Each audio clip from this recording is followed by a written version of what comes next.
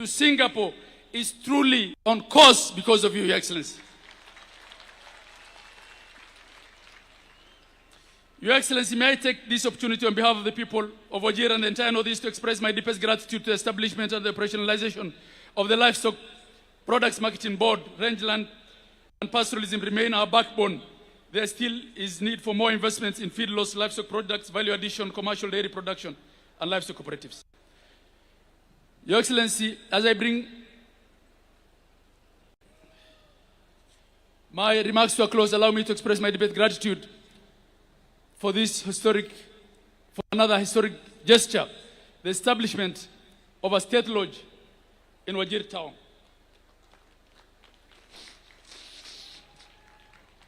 By placing a permanent seat of presidential presence here in Wajir, Your Excellency, you have brought the highest office of the Republic of Kenya to our people.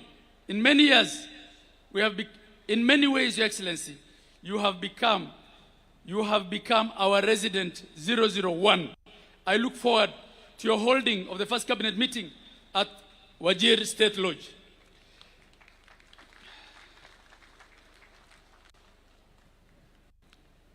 To every investor, entrepreneur, young dreamer watching from across Kenya and beyond, I say this to you: do not wait for the future of Wajir to arrive. Become part of it, invest in it, build it, grow with us. Building the future of Wajir is already unfolding. In closing, Your Excellency, there are many people who I wish were alive to celebrate this great occasion with us today. The late Raila Amolo Odinga, my former party leader, and the late Minister, the Honorable Ahmed Khalif, stand out. The late Raila was a true believer in devolution and was fond of Wajir County, which he visited numerous occasions. As for the late Minister Ahmed Khalif, Your Excellency, I want to tell you that I am an accidental politician. I engaged in politics for the first time in 2002, not to contest, but to help the late Ahmed Khalif, a man I admired, to recapture his seat as his campaign manager. Your Excellency, it will be a befitting tribute for the people of Wajir in his remembrance to name this magnificent stadium the Honorable Ahmed Khalif Stadium. He was not only a political leader and a human rights champion, but also a religious leader who served as the Secretary General of the Supreme Council of Kenya Muslims. As I close, Your Excellency, once again, Your Excellency, on behalf of the people of Wajir, thank you. Asante sana. And as we say here, Mahat Sanit. Your Excellency, when you honor someone of our culture, and the highest honor is given to kings, Your Excellency, the community for the king contributes 100 camel. The elders of Wajir have said that you are our king, and they will give you 100 camel to be delivered by them at a place of your choice. You are our Sultan. It's now, Your Excellency,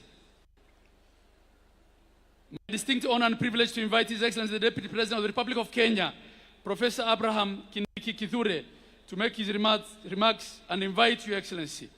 A happy Madaraka Day to you all, the people of Wajir, the people of Northeastern, and Kenyans at large. Thank you, Your Excellency. Thank you, thank you, thank you. Your Excellency, as I was reading this speech, I was shaking, and Senator Cheriot will tell you, I spent half the time sitting there crying. Thank you.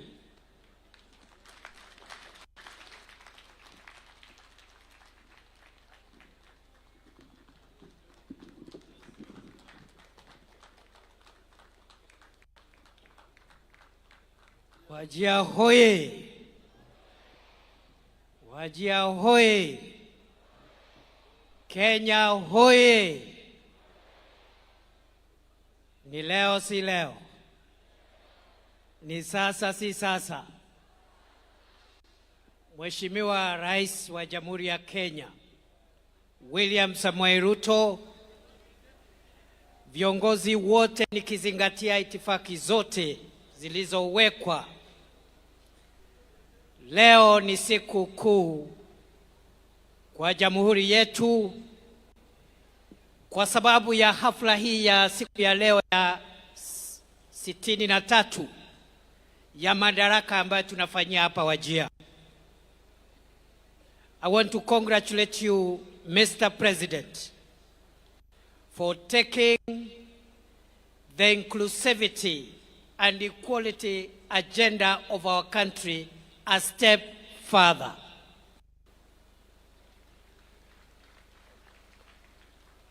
Katika miaka 63 ambayo imepita, tumepiga hatua muhimu katika maendeleo ya nchi yetu. Tumekuwa tukizingatia katiba na tunaendelea kuizingatia. Lakini Mheshimiwa Rais, katika miaka ambayo umekuwa mamlakani, serikali ya awamu ya 5 ambaye wewe ni kiongozi wa hiyo serikali imefanya mambo muhimu ili kuweka mbele utaifa wetu na kuunganisha taifa letu la Kenya. Umetoa utaratibu ambao ulikuwa unabagua wananchi kutoka sehemu hii ya kaskazini mwa Kenya, na sasa utaratibu wa kutoa stakabadhi za kitaifa zikiwemo vitambulisho, utaratibu ambao unatumika sehemu zote za Kenya, ndio utaratibu unatumika hata hapa Wajir na kaskazini mwa Kenya na pwani, na hakuna tena sababu ya kuwa na utaratibu tofauti ambao unalinganisha wananchi kulingana na dini zao ama maeneo ambao wametoka. Rais Ruto ni fire si fire. Mr. President, you have not only brought dignity to all the people of Kenya, but also you have put our inclusivity agenda forward by making sure that the development projects of our country are equitably shared. And Mr. President, we are looking forward to the completion of your famous road connecting Mandera to Ramu, to Gare, to Elwak, to Kobo, from Kobo to Kotulo, to Tarbaj, to Wajir, to Samata, to Modogashe, past Garbatula, all the way to Kulamawe and Isiolo. Rais Ruto ni fire si fire. Ajenge asijenge. Mr. President, just yesterday you opened the power plant in Abaswen. There are similar power plants your government has done in Eldas, in Elwak, in Merti, and for bringing the people of this part of our country into the integrated energy and well-lit Kenyan nation. We salute you na tunasema uendelee rais. Mwisho kabisa, nataka nikupongeze Mheshimiwa Rais kwa sababu umesema ya kwamba vile umeanzisha hazina ya miundo msingi wa kitaifa, National Infrastructure Fund, umetuambia kwamba ile pesa mingi ya kujenga mabawa ya maji under the National Infrastructure Fund, most resources will be dedicated to arid and semi-arid lands, and that is going to change the fortunes of Wajir, northern Kenya, and the nearly 75% of the arid and arid lands of our country. Rais Ruto ni fire si fire. Aendelee asiendelee. Mr. President, today is your day. Allow me, with a lot of humility, to request you, sir, Mr. President, to come and address the people of Kenya from Wajir. Wapi makofi ya rais jameni? Ni fire si fire? Ni noma si noma? Wacha nione salamu ya Rais William Ruto, salamu ya Rais William Ruto.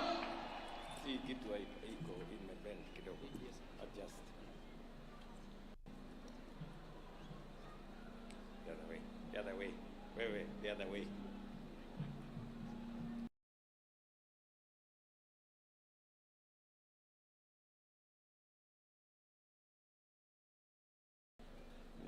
No. It's the opposite direction. No, the other way.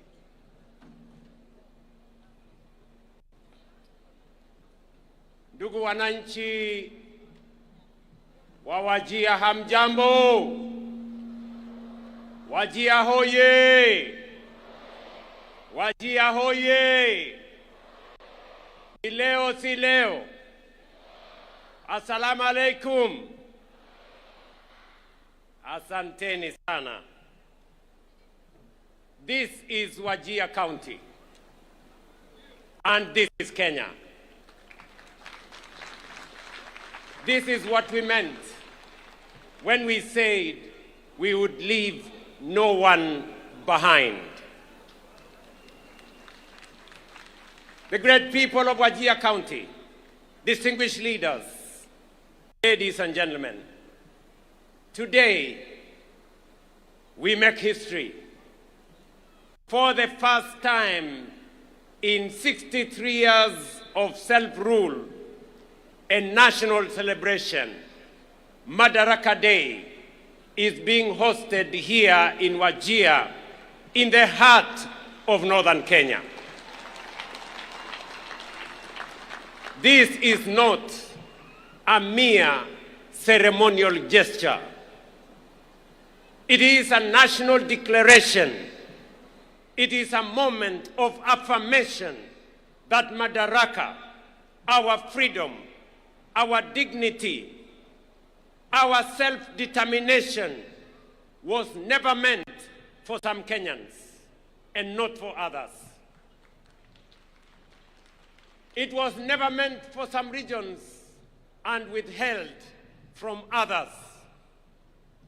Madaraka belonged, still belongs, and will forever belong equally to every single Kenyan.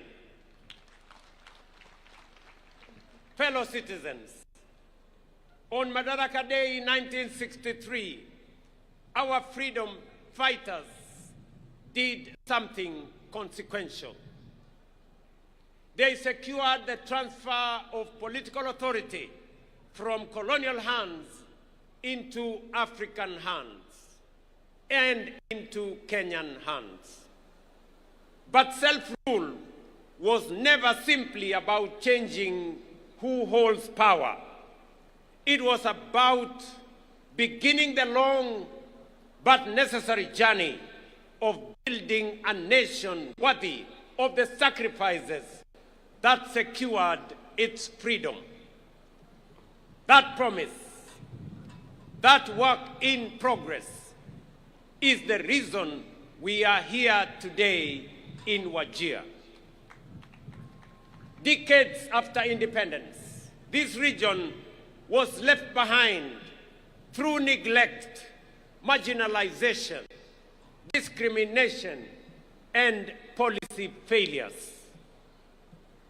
Sessional paper number 10 of 1965 entrenched a development paradigm that concentrated development in the so-called high potential areas.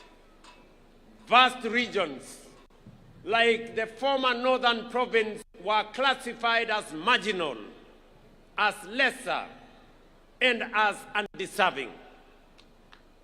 The consequences, ladies and gentlemen, were devastating and long-lasting. Decades without adequate roads, without water, health, or schools.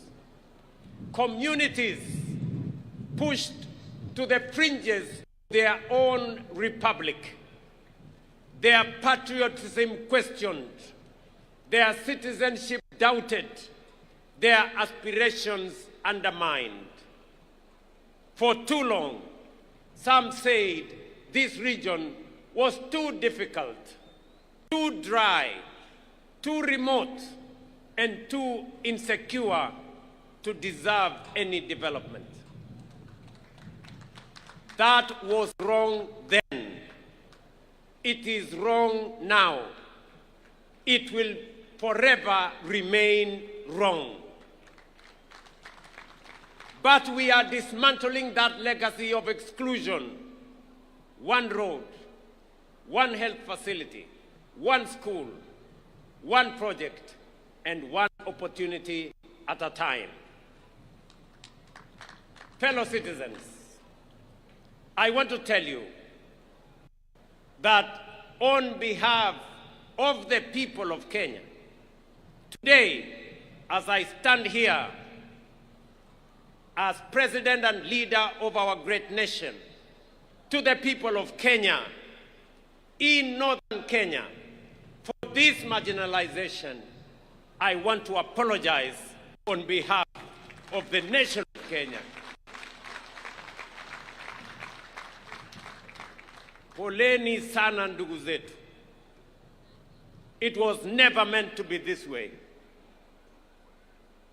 And as my brother governor has said,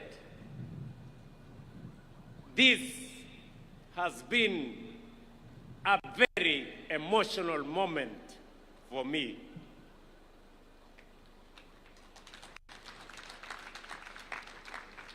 I want to tell you the story of Bakaja Ibrahim Osman. He was born here in Wajir, east of this county in the early 1960s. His parents were born here, but for years, every time Osman went to apply for identity card, the most basic document of citizenship, he was treated not as a Kenyan, but as a suspect, an illegal alien. Every time he was asked for extra documents, subjected to additional vetting, and sent from office to office, year after year. Osman was not alone. For more than 6 decades, this was the lived experience of hundreds of thousands of Kenyans in northern Kenya. Citizens were forced to prove they belong through a system built on suspicion, ethnic profiling, and bureaucratic humiliation. How could Osman and countless others like him be expected to pursue their dreams and build their future? The Constitution of Kenya says clearly, every Kenyan, regardless of their ethnicity, religion, or geography, deserves equal protection, equal dignity, and equal treatment under the law. That is why in February 2025, right here at Orahes grounds in Wajir town, I signed the Presidential Declaration on registration and issuance of IDs and birth certificates in northern Kenya and other counties, ending that system of discrimination. The results, ladies and gentlemen, are already being felt. Citizens like Abdirahman Ali Osman and Mariam Isaac Mohammed, both born in 2007 here in Wajir County, were among thousands of young Kenyans who turned 18 last year and walked away with their national identity cards. No hurdles, no extra documentation, no discrimination, no humiliation, just their rightful documents in their hands on time. That is how it should work. That is how it must work. That is how it will work for every Kenyan in every part of our republic. But let me be direct about what that decision was not. It was not an invitation for foreigners to acquire Kenyan documents illegally. Kenyan identity cards will only be issued to legitimate citizens of this republic. Our commitment to justice and inclusion goes hand in hand with our duty to protect the integrity of our national identity and the security of our country. We did not abolish verification of citizenship. We abolished discrimination. We abolished the targeting of entire communities simply because of their ethnicity or place of birth. A strong nation does not choose between security and justice. A strong nation protects both. That is exactly what we are doing. Today, people like Osman and Mariam no longer feel like strangers in their own country. They feel seen and heard. They feel recognized. They matter and they belong.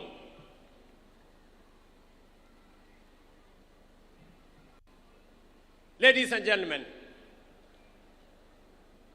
yet we know that inclusion does not end with recognition. It must be reflected in people's daily lives, in the education of their children, the health that they access, the opportunities available to their young people, and the roads they travel on.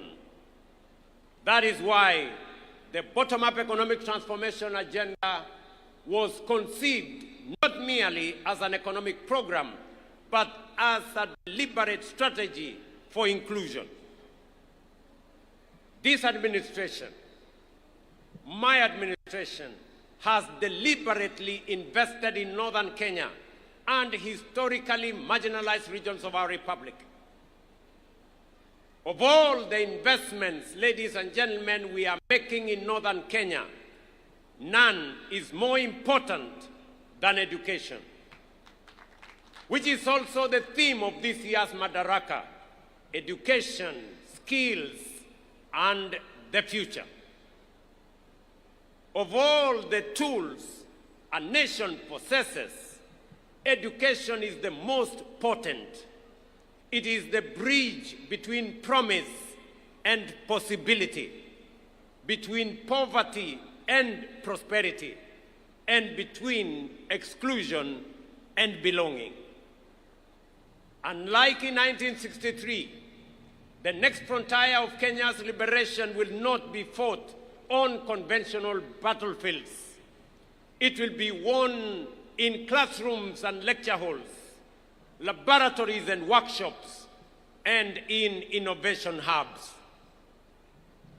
The nations leading the world today and their position: South Korea, Malaysia, Singapore, invested in science, technology, engineering, and mathematics education and became a technology powerhouse. Singapore turned it to its people into the greatest resource. Finland built a knowledge economy through sustained investment in learning. Kenya is decisively moving in that direction. The competence-based education and training system is transforming what learning means in Kenya. It is equipping our children not merely to pass examinations, but to think critically, solve problems, innovate, and compete on the global stage. It is designed around a simple but powerful belief: that every child has unique abilities and talents worth discovering, nurturing, and unleashing. What particularly encourages me is that 52% of learners in the first ever grade 10 cohort have chosen the STEM pathway. This tells us that a new generation is rising, one that will drive Kenya and Kenya's industrial transformation, power our technological advancement, and build the innovation economy that will define our nation's next chapter. That is why this administration has made education not just a priority, but the foundation of our future. No nation can rise above the knowledge, the capabilities, and the skills of its citizens. Our education budget has grown from 500 billion in 2022 to over 702 billion today. We have hired more than 100,000 teachers in just 3 years, with 20,000 more set to be hired this year, making it one of the most ambitious teacher recruitment drives in our nation's history. Most importantly, and as a source of pride for the people and leaders of Northern Kenya, 3 years ago, we agreed that the lasting solution to teacher shortages in this region was to train more local teachers. That is why we operationalized the Wajir and Kutulo and Mandera Teachers Training Colleges to complement Garissa Teachers Training College. Today, through this affirmative action program, a record 1,800 local teachers from the 3 counties of Wajir, Mandera, and Garissa have been employed and will be deployed in the region. Additionally, 4,616 young people from this region are enrolled in teacher training colleges, the highest number in our history. This is how lasting solutions are built, by investing in people. On infrastructure, we have built 23,000 classrooms and a further 1,000 laboratories are under construction, many of them in ASAL regions that have waited for too long for modern learning facilities. At the same time, more than 850,000 young Kenyans are enrolled in our technical, vocational education colleges, acquiring the skills, the tools, and the confidence needed to build this nation with their hands from the bottom up. Here in Wajir and across northern Kenya, our commitment is this: no child will be denied the opportunity to learn because of geography or historical neglect. School feeding programs are already supporting 2.4 million learners in arid and semi-arid regions. While we continue to deploy teachers, build infrastructure, and expand digital connectivity across this region. Yet, some children in northern Kenya and other marginalized regions remain outside the formal education system because of certain alternative learning pathways that have not been adequately recognized or accommodated within our education framework. This challenge is particularly evident in the absence of a clear framework to recognize and integrate Duksi, Madrasa, and the program for pastoral instructions into the national education system. Today, I direct the Cabinet Secretary for Education to engage all relevant stakeholders and take the necessary measures under the Basic Education Act to consult widely and recommend appropriate measures for the formal integration of the same. This will ensure that every child, regardless of background or circumstance, has a recognized pathway into learning, skills, and opportunity. Every child deserves a door into learning. It is our duty to open every door. Yet, operating and opening the door for opportunity is only part of the journey. Inclusion must also mean access to quality health care, dignity, and well-being for every citizen. Today, of the 31.5 million Kenyans registered with the Social Health Authority, about 800,000 are residents of Wajir, Garissa, and Madaraka counties, representing one of the most significant expansions of healthcare inclusion since independence. To date, SHA has paid 8.1 billion Kenya shillings in claims for services provided in these 3 counties, demonstrating the transformative impact of this reform on access to quality healthcare. Beyond healthcare, ladies and gentlemen, inclusion must translate into opportunity for our young people. Already, more than 2,500 youth across all 30 counties of Wajir County have benefited from the Nyota program through business support, capital, training, and mentorship. Across Wajir, Garissa, and Madaraka counties, more than 7,200 young people are beneficiaries. We are also investing in Jitume digital hubs, ICT centers, digital skills programs, and digital infrastructure so that a young person in Wajir can compete with any person in Kenya and globally. Through the labor mobility program, we are opening pathways to jobs, skills, and international experience. Our message to the young people of Northern Kenya is simple. Your future will not be defined by geography. It will be defined by your talent, your skills, and your determination. But talent and determination flourish where opportunity is accessible and infrastructure is strong. That is why we are investing not only in people, but also the foundations of economic transformation.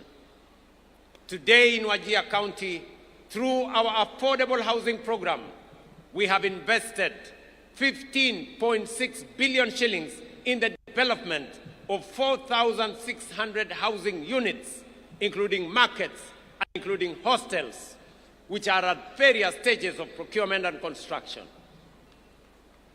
This is the largest housing development Wajir has witnessed since independence.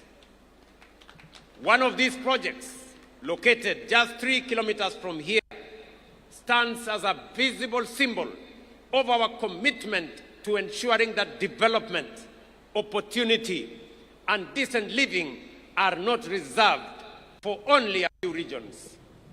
These projects are creating jobs for our young people and generating opportunities for local enterprises. But this is only one part of a much larger transformation.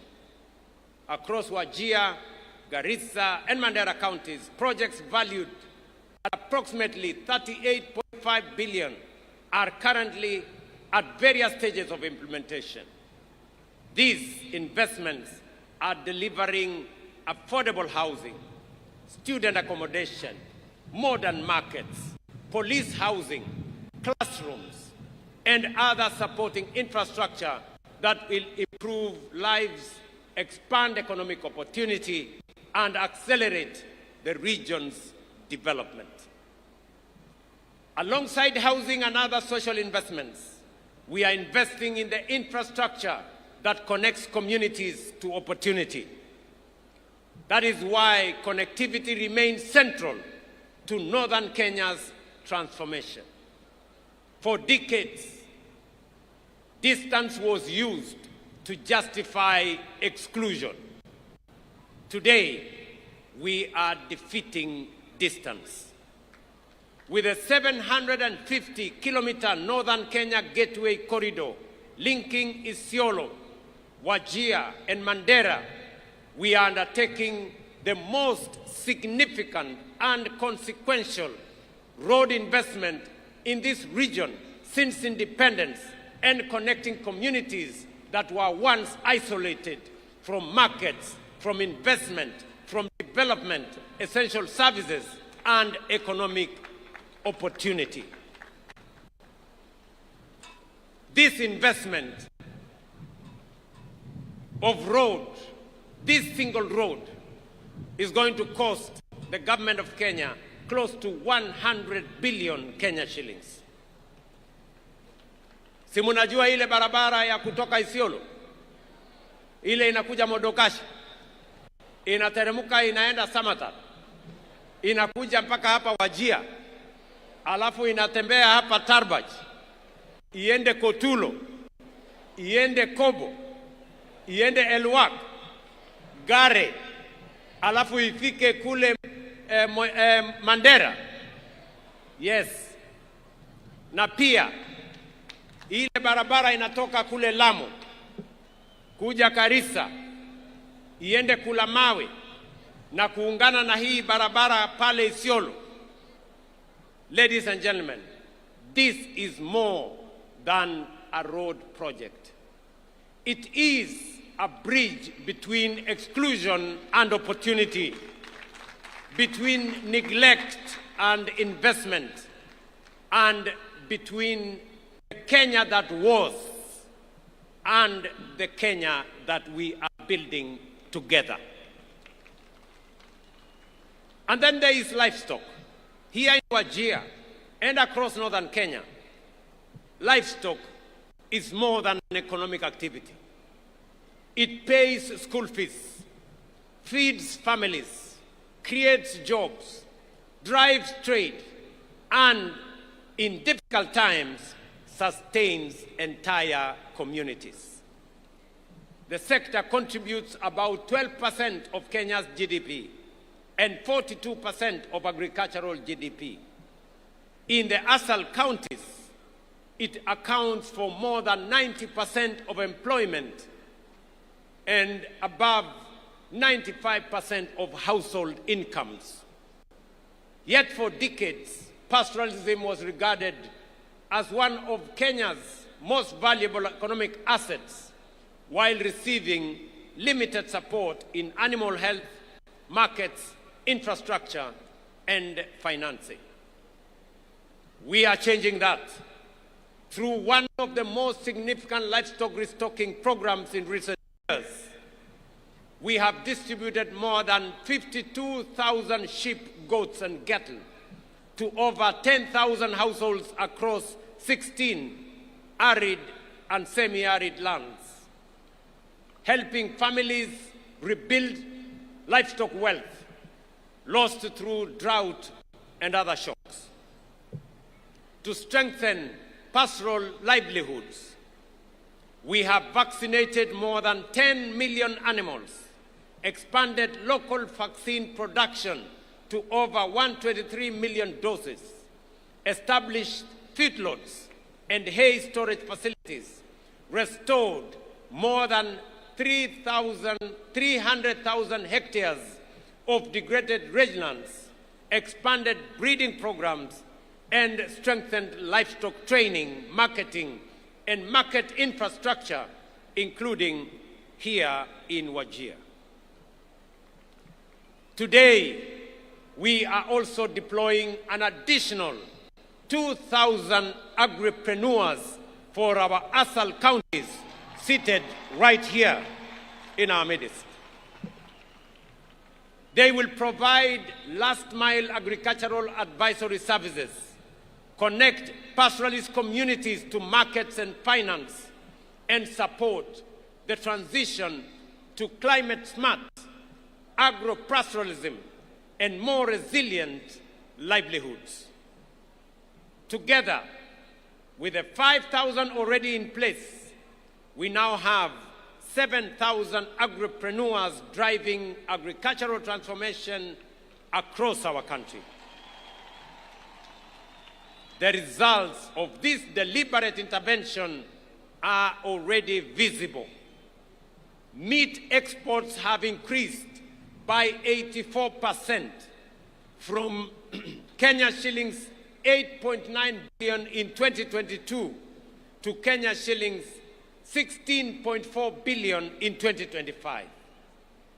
Milk production has increased from 4.6 billion liters to 5.3 billion liters, while dairy exports have grown from 4.9 billion Kenya shillings to 14.2 billion Kenya shillings. These gains are translating into higher income for livestock and pastoral communities, stronger markets for producers, and greater confidence in the future of pastoral economy. But this is only the beginning. Just as crop farmers receive deliberate government support, pastoralists too deserve support for the assets upon which their livelihoods depend, because livestock is agriculture and pastoralists are farmers. That is why we will expand livestock support program through a new phase of strategic restocking, enhanced vaccination campaigns, improved feeding programs, drought-resilient interventions, and additional feedlots. Our vision, however, goes beyond production. Just as tea farmers own their factories through KTDA and dairy farmers own their cooperatives, pastoralists too must own and control the businesses built around their livestock. That is why we are establishing a Kenya shillings 5 billion county livestock investment company initiative to support more than 350,000 pastoralists across 21 ASAL counties to form and own livestock investment companies. Through these enterprises, they will gain access to markets, gain access to finance and insurance, and value add their produce. In phase one, the initiative will improve the livelihoods of more than 2 million household members. I have directed the Ministry of Agriculture and Livestock Development, in partnership with county governments, to begin immediate registration of these companies across all the 21 ASAL counties. We will also operationalize the Livestock Enterprise Development Fund, establish a national strategic fodder reserve, strengthen pastoral cooperatives, fully roll out the animal identification and traceability system, and invest in the infrastructure needed to unlock premium export markets across Africa, the Middle East, and beyond. We must move beyond live animals exports to higher value products such as meat, leather, and dairy.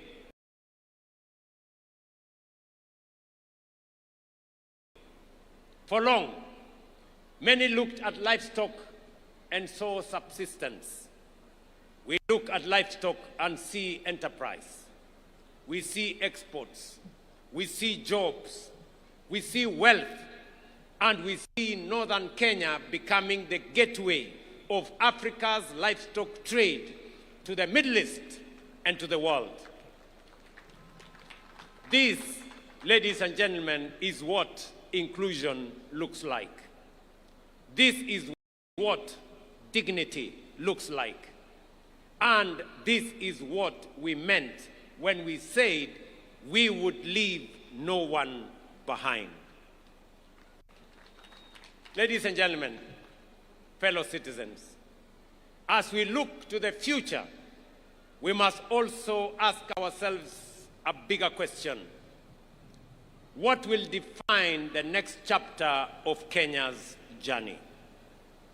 For 63 years, we have worked to expand freedom, deepen inclusion, and strengthen our democracy.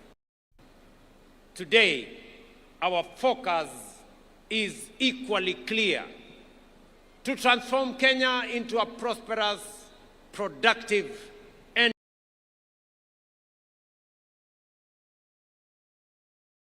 globally competitive nation. That is the roadmap before us. A Kenya that will feed itself and export surplus to the world. A Kenya that manufactures more of what it consumes.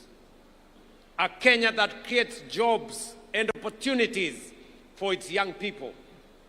And a Kenya that competes confidently in the regional and global economy.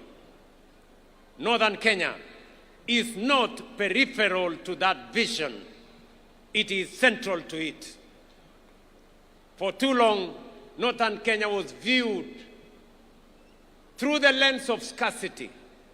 Today, we recognize its immense potential in renewable energy, livestock production, irrigated agriculture, trade, logistics, and regional commerce. Its strategic location at the crossroads of Kenya, Ethiopia, and Somalia places it at the heart of regional connectivity and economic opportunity. Positioned along the Lapsset corridor and between the Lamu and Turkana oil frontiers, Northern Kenya serves as a gateway to regional and global markets.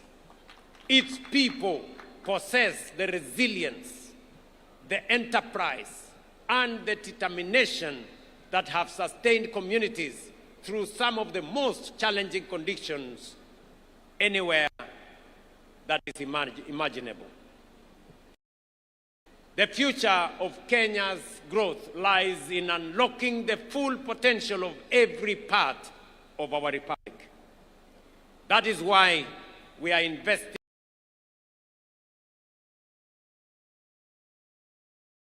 deliberately in Northern Kenya. Fellow citizens, if we are to unlock that potential, one resource will be fundamental: water. Water means irrigation. Water means food production, industry, resilience, and opportunity. That is why my administration has set the ambition to build 50 mega dams across the country, 200 medium and small dams, and thousands of micro dams. Projects that will bring 2.5 million additional acres under irrigation and food production and export production within the next 5 to 7 years. These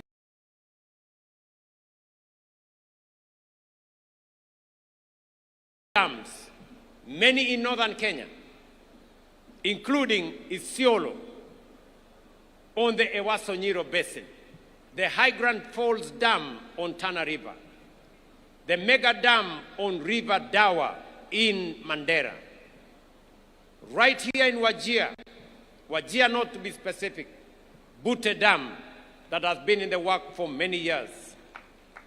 The Sikli Canal in Garissa, Lowat in Turkana, Narosura in Narok, Aror in Elgeyo Marakwet are among the many that are in our priority list. Each of these dams is a statement that no county is too remote to deserve investment, and no river too far to be harnessed for the good of Kenya. What was once called remote will become strategic, and what was once neglected will become indispensable to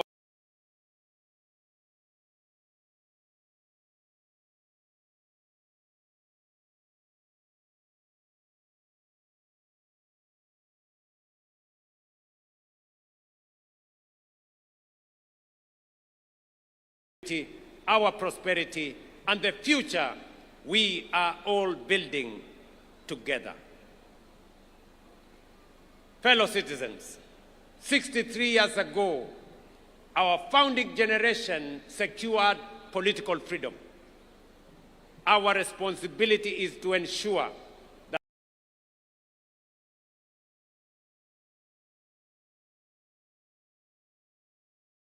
every Kenyan experiences the full promise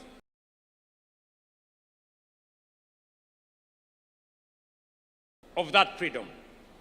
Freedom from exclusion, from neglect, from discrimination, and freedom to learn, work, and build a better future for ourselves and for our families. For decades, some parts of our country were told they were too distant, they were too dry, too difficult, or too marginal to matter. Today, from Wajir, Kenya rejects that thinking. We affirm that no community is peripheral to our national story. No child is too far away to deserve opportunity. And no citizen is too distant to deserve dignity. And no county is too remote to deserve development. From Busia to Mandera, from Turkana to Kwale, and from Kisumu to Mombasa, every corner of this great republic matters because every Kenyan matters. Wajir is not the age of Kenya. Wajir is Kenya. Northeastern is Kenya, and Kenya belongs to all of us. Ndugu zangu watu wa Wajir, mimi nimefurahi sana. This has been a great moment. This has been one of the most consequential Madaraka days that I have attended. Na mimi nawaambia watu wa Wajir, watu wa Northern Kenya, yale yalifanyika pale nyuma hayatafanyika tena. Tutatembea pamoja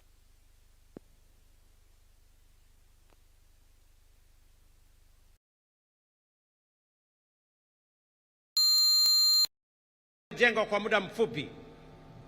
Mimi nitahakikisha kwamba imekamilika na imekuwa kiwango ya kimataifa. Na baada ya kukamilisha uwanja huu vile mumeuliza, na mimi nakubaliana na nyinyi 100% kwamba huu uwanja uitwe Ahmed Khalif Wajir Stadium.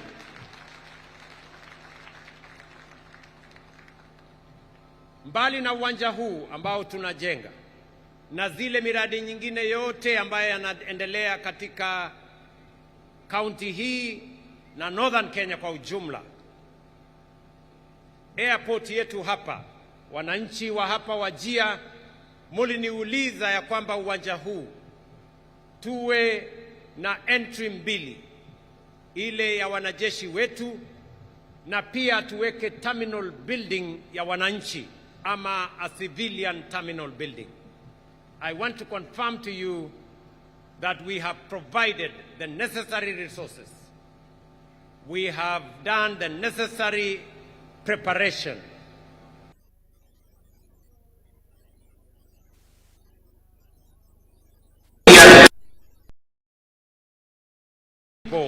Of Wajir County and their visitors. Vile vile, nataka nitangaze nikiwa hapa Wajir.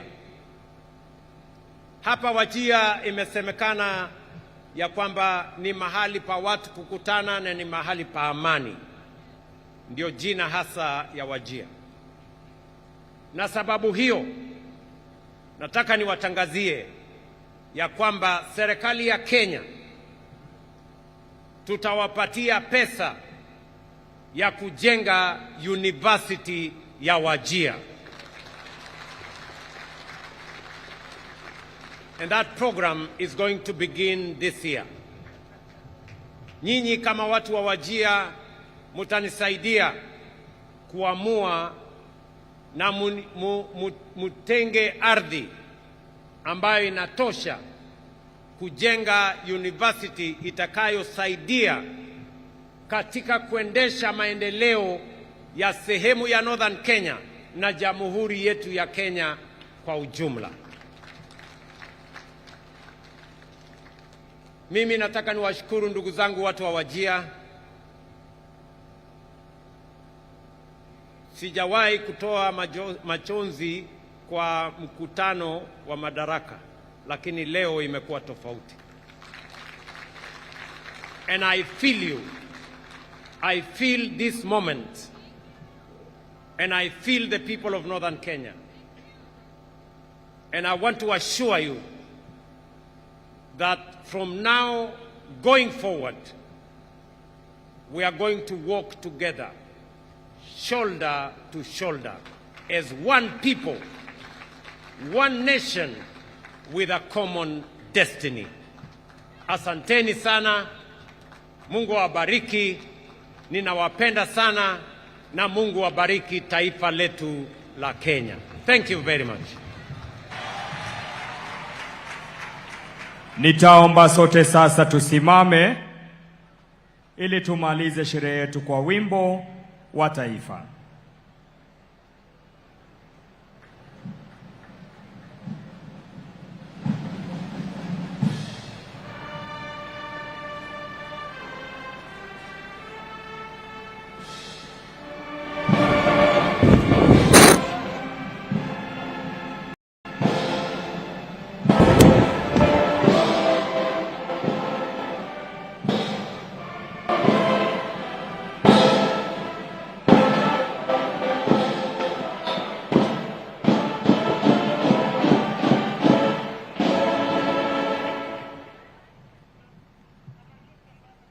Huo ndio utakao kuwa mwisho wa sherehe yetu za siku ya leo.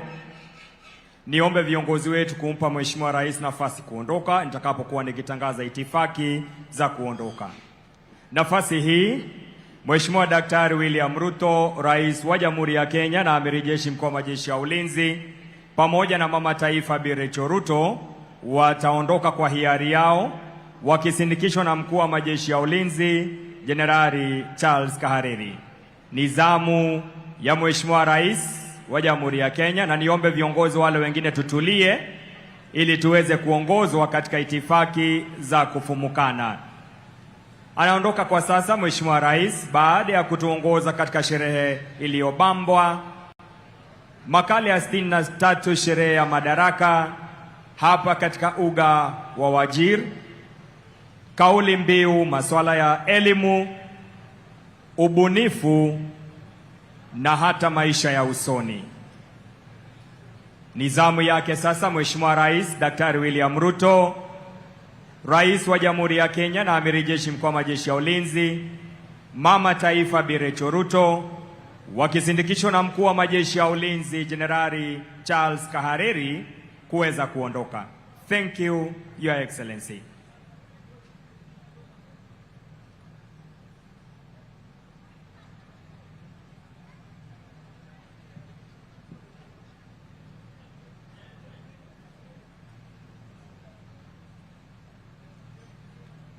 Imekuwa sherehe ya kufana siku ya leo, ikiwa ni makala ya 63 sherehe ya Madaraka. Nikizidi kuwahimiza viongozi tu kuwa watulivu ili tuweze kuwaongoza katika itifaki ya kuondoka.